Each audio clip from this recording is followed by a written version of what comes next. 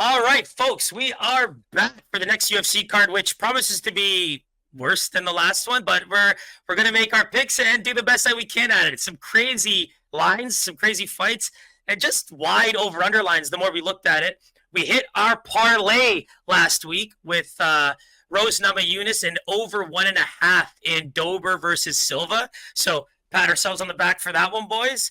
But yeah, how you feeling, Emil? The over 1.5 was kind of close, bro. I'm not going to be lying to you, bro. I was watching that fight so stressed out because John Silva was piecing him up, bro. But of course, that Dober chin is built different. You're not cracking it. Literally, it looks like it's made of steel. Exactly. So I'm feeling good. Not so good about this card, especially betting wise, bro. It's so hard. Well, yeah, we spend more time probably looking at the lines and trying to come to decisions before the recording than probably the actual recording is going to take. We hope. So let's start with the main card, starting with Doo Ho Choi versus Bill Algeo. It's a hard one, man. Doo Ho Choi hasn't won a fight since 2016, which is kind of crazy. I lost to Cub Swanson 7 years ago. Lost to Jeremy Stevens 6 years ago. 4 years ago against Jourdain, and then came back 1.5 years ago against Count Nelson, had a draw. This is such a hard fight, bro. And he's a small underdog, which kind of surprises me, but seeing how He's actually a pretty he's big underdog. 35. That's it. I mean, in MMA, I would say plus 135, plus 140, you start to hit pretty serious dog. And like I would say anything under minus 120 seems like it's pretty much a pick 'em, but yeah, I would say that's a pretty big dog for how you're describing the fight right now. I mean, 8 years ago, his last win. It's kind of crazy that he's still not like a plus 200. That's more what I mean. Yeah, I think what we're going to see is the lines are going to be fundamentally based on what you've seen from him so far. And that's where I think the layoff with where we've seen Doo Ho Choi recently is what's making me pick Algeo. Not super confident in it, but the movement, the footwork, just the avoidance of those big shots. I think Kyle Nelson was really good at pushing the pace and getting in there and trying to really find some shots. I think Algeo has the skill and the movement to avoid those type of shots at his best. So I understand the line. I understand it's coming from the layoff. And frankly, like you said, 2016 was the last time Doo Ho Choi knocked somebody out. So we're playing a lot into the narrative and what we have seen from him, but he's also taken a lot of damage in the little time he's been around. And I think Algeo is still kind of putting things together, but again, the movement, the footwork, that long style of kickboxing, if you're disciplined about it, I think he can ride this out to a 3-round decision. Probably. I'll say probably, but the way he looked against Kyle Nelson, bro, and it was only 3 months ago, really rubs me the wrong way. There's no way you're getting knocked out, you're getting finished that quick by Kyle Nelson. And the shots didn't even look that heavy. That fight looked more like it was the Kyle Nelson development that people were more surprised about than the version of Bill Algeo we got. I just think Kyle Nelson as a fighter is on such a come up and is making the right changes to his game to now be a very scary fighter. Yeah, I mean, he's getting Calvin Kattar next. Yeah. Is it him getting Calvin Kattar next? Before, yeah. He even beat Fernando Padilla, Blake Builder, had a draw against Doo Ho Choi, so he's up there for sure, but getting finished by him, especially in the first round, is just crazy to me, especially if you think about how Doo Ho Choi starts. Like, this guy is a madman. So there is a chance of Doo Ho Choi finishing him in round 1, but I would just wait and play this life. In my opinion, Bill Algeo probably wins. My pick is Bill Algeo. Yeah, what's your pick? But not confident. You think Bill Algeo's the pick? Okay. Yeah, I agree. Because it's one of those things where Algeo, being the favorite that he is, taking a lot of damage in the first round, you might even get a much better line than what you're seeing right now. Exactly. He is 2 years older, though, than Doo Ho Choi, which is kind of crazy to me because Doo Ho Choi feels like he's been in the UFC like forever. He hasn't fought that much, but he's been in the UFC for like 10 years, I think. So it sounds like we both got Algeo for the pick, but we do believe that should be a problem, especially early. And the line itself tells you, wait to watch the first round and maybe find some value live. Yeah, exactly. So next up, Cody Durden versus Bruno Silva. I think this is probably one of the fights I'm more excited about. Betting-wise, I think it's really tough. If I were to pick a bet for this fight, I think it would probably be a sprinkle on Silva by submission, just based on his record in the UFC. I mean, he gets submitted often. Like, his losses are basically submissions. And so he's a true BJJ black belt. He trained at Fight Ready for so long. So even the idea of trying to find submissions from like defensive wrestling positions, I think that that is something that he could be looking out for in a fight where he knows that takedowns are coming. Now Durden is starting to get addicted to his striking too after he got himself a little knockout. So I think Silver's gonna have the power side, and he's gonna have a confident Durden that might want to stand a little bit. But you get Bruno Silva, who's the more powerful guy, who has pretty solid footwork, but also is a great grappler. So for me, I'm kind of leaning towards Silva for the value. But again, if I had to make a bet, it's probably a sprinkle on a submission win for Silva. Yeah, he's 5'4", so submission isn't really talking to me, so to speak. He hasn't fought for over a year, which I really don't like. 6 months ago for Cody, but like you said, he's been submitted in the UFC 3 times now. I think those are all his losses in the UFC as well. Yeah, that's right. This is a very hard one in my opinion. Bruno Silva is okay in the striking, better grappler probably, but I would give the wrestling and like the grittiness to Durden. It's close. Like he can last. And so that's where I think for me, like leaning as a pick, Durden, but I think the value is all on Silva. Yeah, I'd say so. Yeah, I'd say I'll go with Bruno Silva here, but just 50-50. Just because he's a underdog, I'll go with him. And the line suggests that, right? Like when you look at it, it's pretty much a pick 'em as it should be with a slight dog edge to Silva. But that's where I was like, ways to win, close decision is going to be there. But if there was a finish, I think Silva by sub. Based on the number we might get later in the week, could be a sprinkle here, depending on how they look on the scales and stuff like that. Looking at this, all his wins, all Cody Durden's wins have been by decision. And Bruno Silva, if he loses, he doesn't often get finished, I think. Yeah, exactly. Yeah, it would probably be Durden actually finding success with the wrestling, but not getting finished. So it probably would be the way it goes. I might sprinkle Cody Durden by decision here, because he isn't really a finisher. The only finish he has in the UFC is against JP Bays, who is honestly not great. So I'll put a sprinkle on Durden by decision, but I'm going with Bruno Silva. Next up, Kurt Holloway versus Kenan Kuchevsky.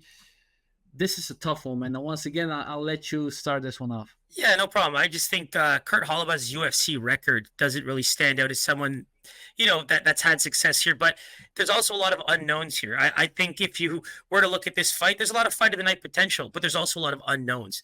Where are these guys going to find success? I think the striking is going to be pretty big out there, but even that Ogden, it's kind of anomaly fighter, right? Ogden, very tough to read. When you look at Holloway, like recently, he's been pretty good. So for me, it's more about like, are we going to see a really good debut, or is Holloway going to be able to, take advantage of UFC jitters, find the striking, and maybe even get the takedowns, dominate the ground, and ride a decision. But it's a really tough one to call for me. And Holloway's actually the underdog. Kuchevsky has actually one fight in the UFC against Elvis Brenner.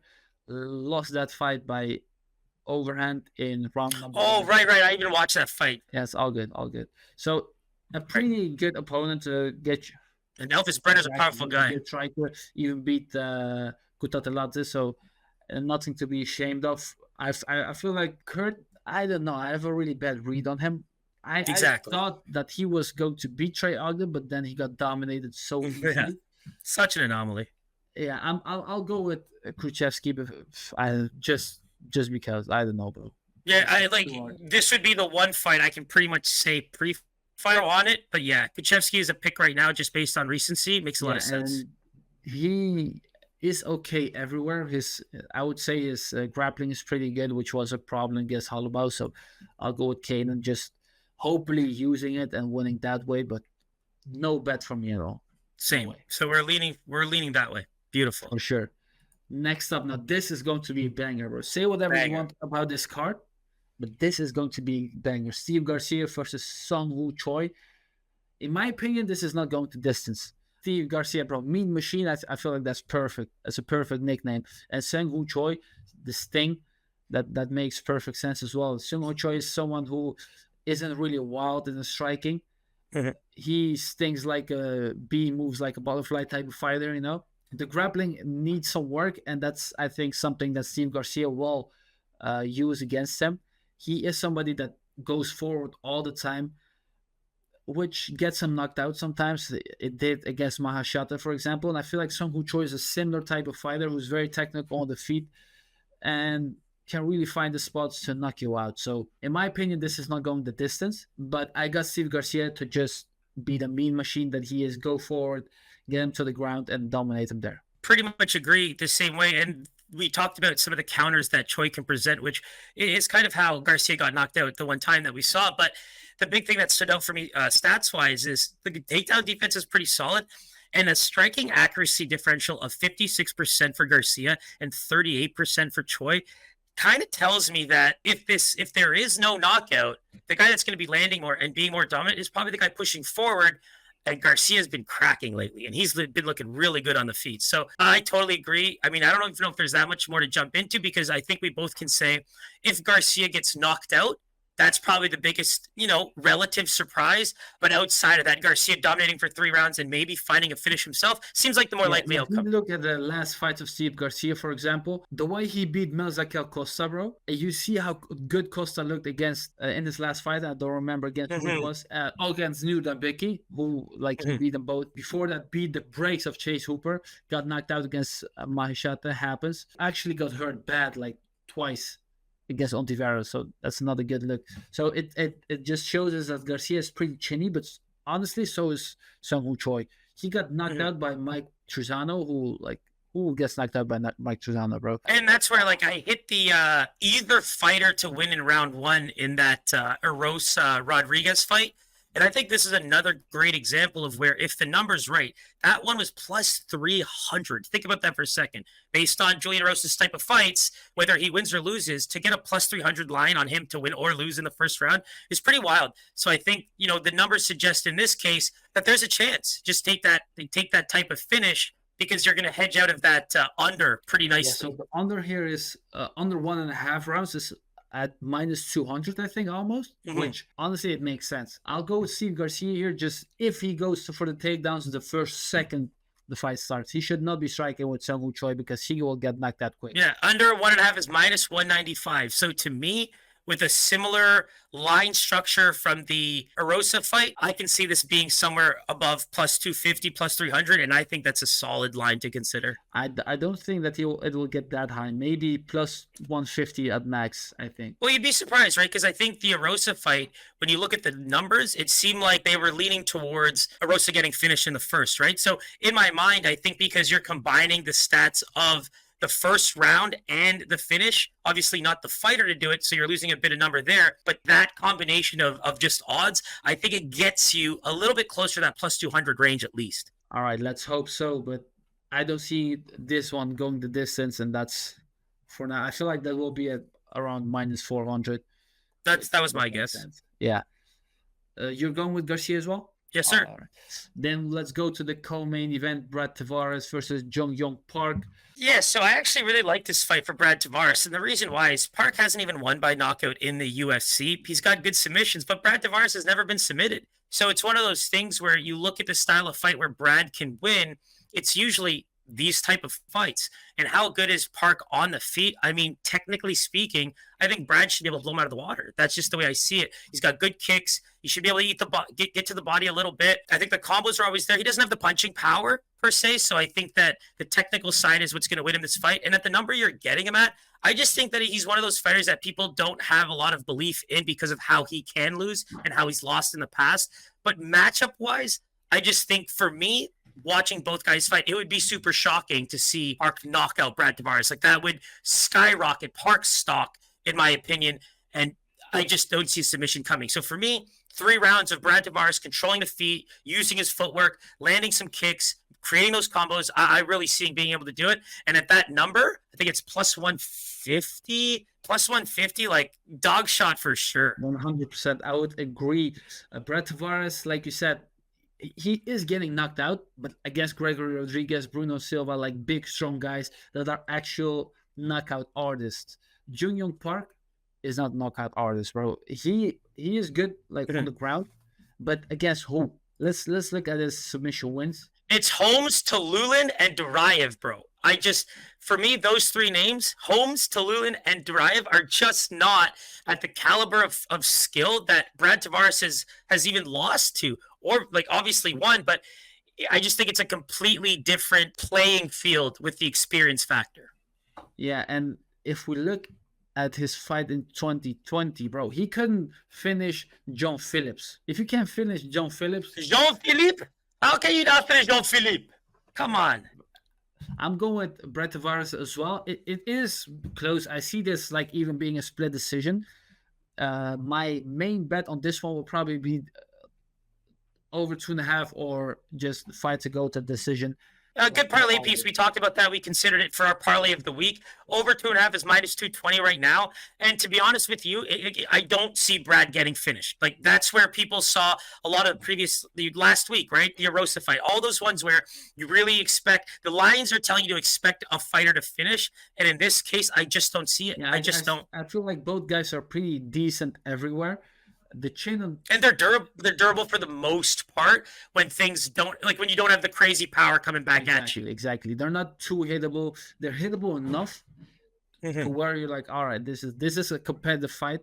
So plus 150, in my opinion, makes sense to bet on. Like I had Brad Tavares beating Chris Weidman. I think that's a great fight to use as a Brad Tavares tape study just to see, against the guy who is still quite good on the feet. He's able to control just where the fight is and how to steal that type of fight. I think it's in his wheelhouse. For sure.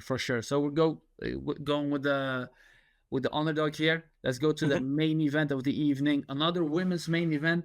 Last week's main event wasn't terrible in my opinion. Was pretty good. Rose looked good, especially in the first round. It was very entertaining seeing her knock down Cortez.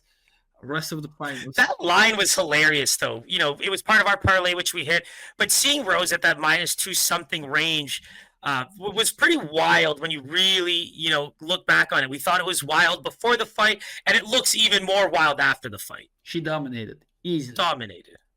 Even the 5th round, Cortez came out as a dog. I'm going to be honest, she looked good there. That was just Rose being like, all right, I just won anyway, like let's chill. But now another women's main event, Amanda Lemos versus Vinda Jandiroba. Honestly, these two are pretty good. Like I would. Oh, they're great fighters. I totally agree. Yeah, if they were men, I would say that they're just outside of the top 15 of like flyweight or whatever. Very real contenders. You're right, 100%. For sure. If you're now with the grappling, with the jiu-jitsu as well, the striking isn't really. I love it. And Lemos on the other side, big power. You know what she's great at, though? Do you notice how when she's standing, her ability to avoid strikes when she's trying to grab a single legger, like she really does. Like, I'm not going to compare Virna Jandiroba to Dominic Cruz right now, but in that try to get out of the way style, like she really uses movement. She might not have her hands up or anything like that, but her movement is really solid. So Sooky MMA is basically saying that Virna Jandiroba is on the same level of one of the greatest fighters of all time, Dominic Cruz. Just so you guys know, that happened. You heard it here first. Nah, but it does make sense what you're saying. She isn't really getting hit a lot, which I really like. Even in her loss against Amanda Ribas, she was looking good. At the end of the day, she did lose that one, but Amanda Ribas is pretty good. Virna also is much better than she was almost 3 years ago. So it's a hard one, man. Well, you're seeing, what I like about her is you're seeing her learn ways of how to get it. It's like chess, right? You gotta learn move 1, 2, and 3 to get to that 4th or 5th level. And I think what she's gotten good at is finding ways to get the fight to where she likes. So being able to close the distance, grab a leg, defend a kick to look for a takedown. Those are the things she has really put together, which I think has made her look a lot better because she used to take a lot of damage. She used to be like one of those jiu-jitsu fighters who were just so willing to take a beating to try and get the fight to where she goes. But now the defense is coming into play. Her ability to use some offensive counters, things like that, to get the fight there is why she's looked so good. But let me defend Lemos for a quick second here. I think the defense takedown, like the defensive takedowns, are probably where this line is being created a bit more from. But you look at the way the Zhang Weili fight went, right? 6 for 7 in takedowns. And so that's going to make that 57% takedown defense look a little rough. Outside of that, Michelle Watterson once, Angela Hill once, and Mackenzie Dern once. So it just so happens that the Weili wrestling game plan there really kind of not only sent her stats into the gutter, but it was obviously a way to beat her. So is Jandiroba going to show us the wrestling that Weili did? Because if she does, I think she dominates. But Lemos is the crisper striker. She should be able to use her footwork to try and avoid some of those areas. Now, She has to still find the head. She still has to find those power shots. And I think that's where we're going to see if Limoges can kind of defend that huge dog number right now, because that's really the only way she's going to win. Zhang Weili dominating her on the ground, but that is also partly because of the threat on the feet as well. So Amanda Lemos was thinking about the hands of Weili, and because of it, she was getting taken down. It was a perfect game plan. It was beautiful. You're not scared of Virna's striking. Let's be honest. So that's something that will help Lemos, and I think that she didn't expect Zhang Weili to wrestle that heavily. Well, we know Virna's going to be grappling 24 minutes and 59 seconds of the entire fight. We know this. She had a rough fight against Lupita Godinez, was very, very close, but Godinez is pretty good, and she landed takedowns on her too, which that's pretty formidable. And now I'm thinking about that fight. I'll have to go with Lemos because I feel like Dern is a better grappler than Jandiroba. Jandiroba is a better wrestler here, but I feel like Lemos should be able to defend most of the takedowns. Just keep her jab. Her low kicks are very good as well, and just to win, I'm gonna go with a decision. But it wouldn't surprise me at all if Lemos finds a way to knock her out later in the fight, especially because it's 5 rounds. So I definitely had Lemos from the start, just because the number. For me, I think the number is just wide based on what they think is going to happen in the grappling and in the takedown defense. And we're basically saying with good footwork, using her kicks, she's going to make this a fight. So for me, that number is a little wide. So it looks like we both take Lemos. Yeah. I'm going with Lemos here. Maybe even by finish, because her power is crazy. Like, oh, I'll be sprinkling that, especially, later rounds. If you can get those blocks of rounds, sometimes you can get in rounds 3, 4, 5 or something like that. I think that's a great look. But I mean, that's the entire main card. Do you like anything on the prelims?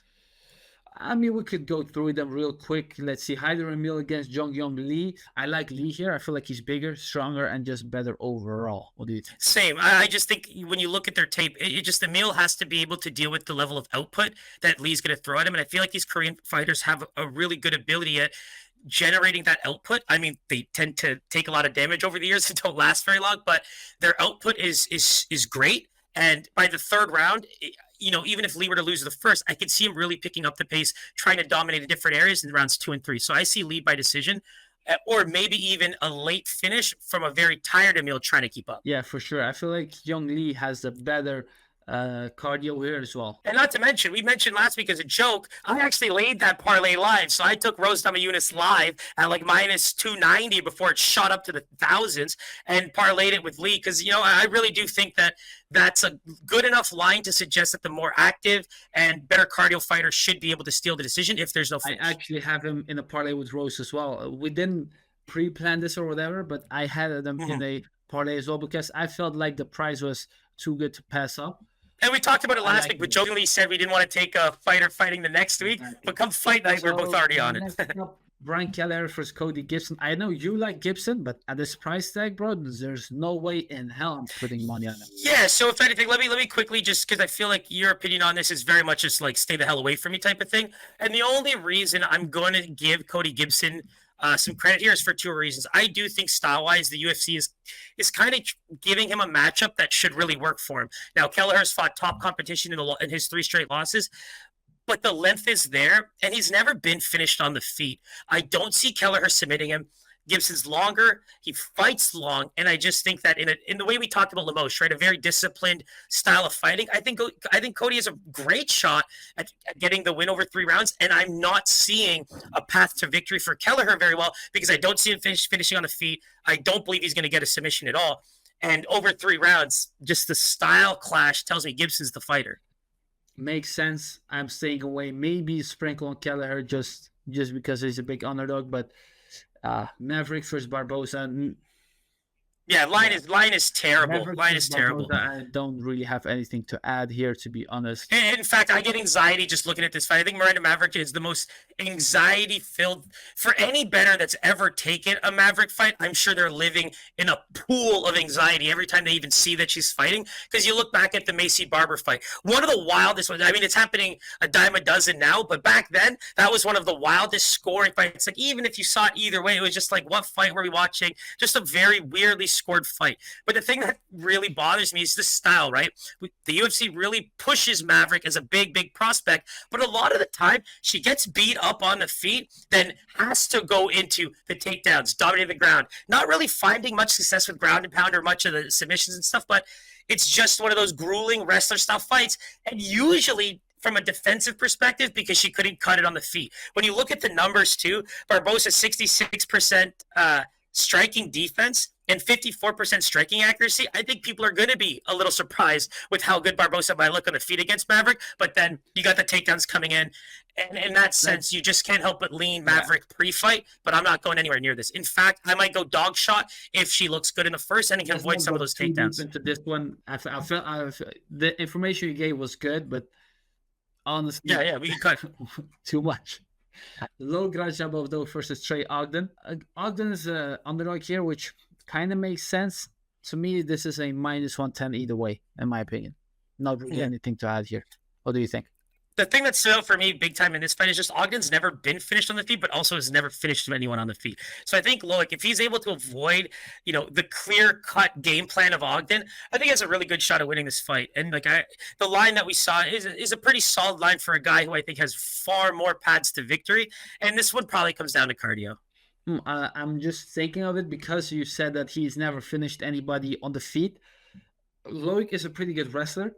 Cardio is okay. I think if you're thinking of betting on Ogden, maybe bet him by decision. I think that's or just live. I think live, he's the kind of fighter, because he's not going to find a finish. His fights are usually pretty grueling, and if he's losing at any point in the fight, you're going to get a nice line on him. 0 knockouts, 11 wins by submission, but not really good competition. It was before the UFC mostly, so I will probably sprinkle Ogden by decision. So it looks like we're both leaning towards Loic, right? Yeah, probably. I would say so, yeah. I would say so. Yeah. But let's get into your girl. If there's any prelim you want to talk about, it's your girl. Listen. I'm going with Pudilova here, -120. This is one of my most confident picks. Maybe my most confident, but I like her here a lot. I mean, it is a women's fight at bantamweight, so you can't like somebody too much. But as far as women's MMA goes, I like Lucy here. I mean, for me, I'm leaning Carolina, and there's only a handful of reasons which usually play a part in my decision-making. Experience. I like long fighters. She's not going to have as much length as she's used to, but long fighters who fight long and, good work in the clinch as well when she gets there. The experience factor is the one reason for how close the line is. I'll give Carolina the edge, but hear me now. I would not be surprised with any outcome in this. Yeah, and then the first fight. On the card, Mohammed Usman, the motor, versus Thomas, the train, Peterson. So the motor versus the train. Terrible fight, bro. That has to be the funniest, most ironic group of nicknames going into the fight. If you did not know anything about MMA and you got those two nicknames, you're like, oh my God, this heavyweight fight's going to be insane. And then you're going to see some huffing and puffing in the third round and regret ever making time in the middle of your Saturday for that one. You're going to be thinking, oh, these guys' cardio is insane. They keep working all the time, and then you see them fight. It's like, not really. Especially looking at Usman, you think he's going to be an absolute powerhouse, but he kind of fights like a less developed version of his brother, which looks hilarious at that weight. And like his only knockout win was against Zach Paunga, who is a light heavyweight and is now cut from the UFC. So not a really big power puncher here. I will go with him. Oh, nice. So I'm actually going to say dog or pass. I actually think Peterson has a little bit more going for him, because you look at his UFC debut, definitely didn't win the first round. He actually got better as the fight went on and had a very good third round. And you think about the first loss in his career, it's a Waldo Acosta title fight in LFA. So I just think in terms of the competition that he's fought, where he's at in his career, and the style that he's going to bring, I think the dog shot is a very good read here. This is, by the way, the guy that I think it was Brandon Fitzgerald that called him Thomas Jefferson. So that's kind of... But yeah, let's go to our parlay of the week. Last week hit easily. Hilarious. I would say pretty easily. So let's these guys to another lock. So yeah, I think our parlay of the week right now that we absolutely love is the over 2.5 in the Brad Tavares Park fight. And Lee as the money line win. That'll get you plus 118 on DraftKings right now. We already broke down Lee. We think that just in terms of picking a fighter to win, still getting a relatively good line on it makes a lot of sense here. And you talk about the Brad Tavares fight in the way we both see it. It just seems like it's going to be a drawn-out decision. It could be a split either way, but we have the edge going to Tavares just based on the style of fight. And I even think that I will sprinkle Brad Tavares by decision here, just because of the value. Yep, that's a great pick. And you are Mr. Decision picks these days. Yeah, I love the decisions, man. I know them. I love them. Because a lot of these fights, bro, like they don't expect them to go to decision, but a lot of them do.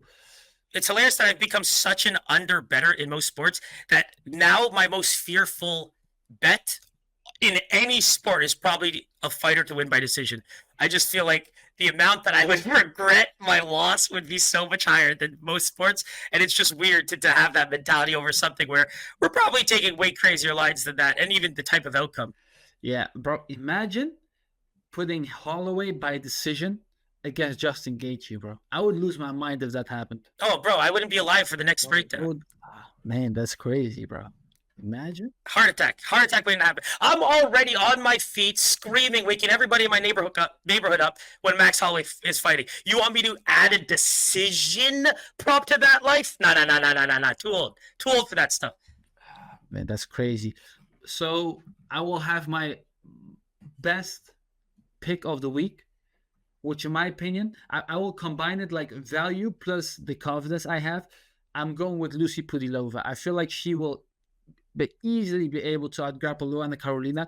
Luana is good against smaller fighters. So let's look at a record real quick, yeah? Win against Stoliarenko, who was winning in the first round, but she's just a terrible wrestler, and she missed weight here. I think she missed weight by 3 pounds, yeah. Ivana Petrovic, terrible. John Wood, Molly McCann got knocked out by Molly McCann. That's crazy. Beat Lupita Godinez. Propelled an entire career when you think about it. Lupita Godinez, who was coming in on 7 days' notice, and Lupita Godinez was winning, won the first round, but she's much smaller. So, of course, Luana Carolina is going to be able to keep it on the feet, but she's not going to be able to do it against Lucy Pudilova, who, bro, she beat Jocelyn Edwards. I don't know what kind of judges gave Edwards that win, and Aileen Perez is a good wrestler in her own right, so I do understand that loss, and she's hungry. She is, she is the older fighter, doesn't really matter, but she's taller as well. She's bigger, she's thicker as well, so she's stronger here, in my opinion, and she'll just get it to the ground and dominate there. Well, not dominate, but you know how women's fight it.